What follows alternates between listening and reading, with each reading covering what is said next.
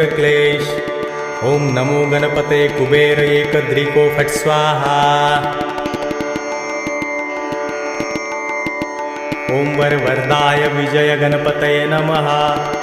ओम गणपतये सर्वविघ्नं हराय सर्वाय सर्वगुरुवे लंबोदराय ह्रीं गं नमः।